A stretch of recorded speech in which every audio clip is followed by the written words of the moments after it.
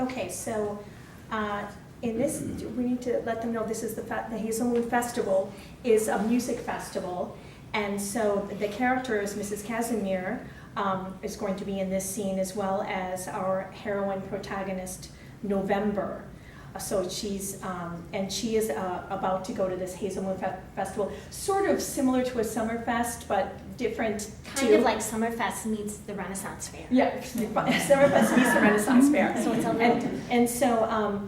And so she's there that night, and then Mrs. Casimir is, maybe we don't want to give it away, she's kind of like a fortune teller, and she's selling things, and so. Yeah, November and Angela are at the concert, and then they run into Mrs. Casimir, who is Angela's mom's friend. Yes, okay. So how do you want to read this, Joanna? Do you want to do narrator and Sure, Mrs. unless you want to do No, it. that's good. Okay. Wanting to be as authentic and knowledgeable as possible, Mrs. Casimir did her homework at the local library on all things to do with the festival. She found out, for example, that the Hazel Moon was the 9th in the Celtic tree calendar. The Celtic legend goes on to tell a tale of 9 hazelnuts of wisdom falling into a sacred pool, and before being swallowed by a salmon, then whoever ate the salmon would receive the gift of infinite wisdom. Looking for a way to share the Celtic story with the festival goers, Mrs. Casimir cleverly cooked up some salmon patties, cut them into small squares, and offered them for $1 as she told and retold the ancient tale to each customer. I know I've been given the gift, but it's not a gift I really wanted. And girls, you should know this too. When gifts are bestowed, much good can come from them, but only if you share them. In my case, I only get a glimpse into the future, so I have to work on that if I'm going to both help others and make a name for myself as a top-tier fortune teller. Mrs. Casimir paused to take a deep breath and shake her head as she recalled her past. About getting back on top. I've been there, done that, not as a fortune teller, but as an entertainer. Made the dinner theater circuit and a few times brought the house down with applause. That remark triggered a distant but cherished memory in November. Were you playing Mama Rose and Gypsy? Yes, girl, I was too young for the part at the time, but I managed to pull it off, and just how did you know? When you sang Everything is Coming Up Roses, you had tears running down both your cheeks. I'll never forget it. You were performing in Rock Island. The memory was bringing back all of the intense emotion November experienced originally. Well, you're right! That was 1971. Going back a few years.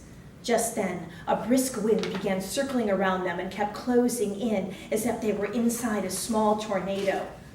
Why, you are Sarkis's little girl, aren't you? November clenched her hands, nodded, but didn't look up.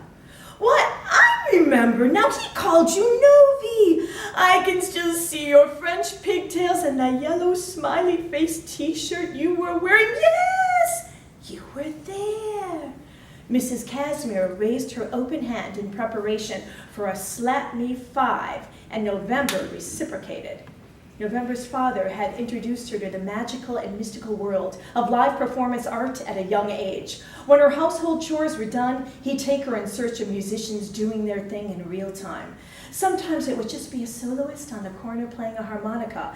Other times they'd form a chorus with strangers and sing songs. When working with November on harmony, he would be sure to tell her when the blend was just right. To any musician who would listen, he described the magical parallel universe that could form when just the right energy bound the performer to the audience and beyond. Yeah, I remember one night him telling me all about that. Oh, he was so right. We shared dandelion wine. Oh, and he brought me a glorious bouquet of daisies. Thinking back made Mrs. Casimir blush, her cheeks now as rosy as her tangerine hair. November, listen now. Your father was was ahead of his time, a true arborist of the moon. Come on, girls, try one of my knowledge-marinated Celtic salmon squares. As November shook her head back and forth, grimacing a definite no, Mrs. Casimir turned her attention to working the crowd again, holding up her pan of salmon treats. Hey, you know I'm game, Angela said, grabbing a patty and teasing it in front of her tongue. Enjoying the show, Angela was putting on a gang of headbangers and circled her stand. Boy, there's plenty of Celtic ritual salmon for anyone seeking wisdom, and only $1. Caught up in the joy of the moment, everyone began dancing as if circling a maypole on May Day. That is, everyone except November.